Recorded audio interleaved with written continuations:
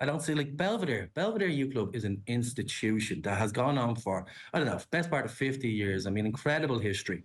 But they don't have a home playing pitch. They don't actually have a home. Can you think about any other rugby club or any other GAA club which would have the same level of history, which has had the same traditions of progressing young people from kind of starting point to the highest echelons of sport and achievement? And you don't actually have a physical space where you say that's their home. Like, that's not a reflection of the volunteers in Belvedere nor Sheriff.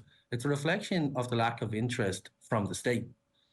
And because they don't have a home, they can't apply for funding under the Sports Capital Grant Scheme because you've got nothing to give the grants to. It's this kind of, I don't know, it doesn't, if you Look, were it's of not. a mind, you would say it's deliberate.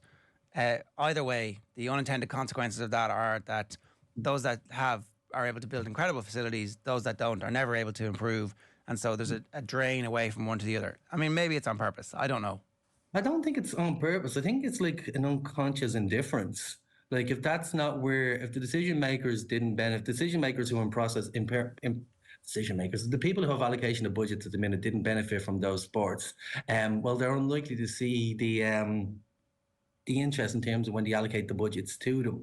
But like if Belvedere, for example, and Sheriff OC and Eastwall Besbret and all the volunteers there, John, Paul Ryan and Sheriff, like they're spending their time just literally trying to find a place where their kids can play every single weekend. So that's where their volunteer time is spent.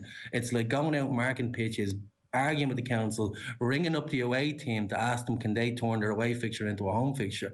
So they're not having time to sit down and go through the sports allocation grants. You know, those grants are and the paperwork involved with them, they're quite considerable. So if you're actually spending your time giving emotional support to your kids, helping the adults try to pay the 5, 6, 10 euro in times for subs every week, and trying to cover the cost of that, you don't really have the same level of time to kind of sit down with your committee and go through the sport and infrastructure grants. So they actually just do need like significant investment. We know where the investment is needed.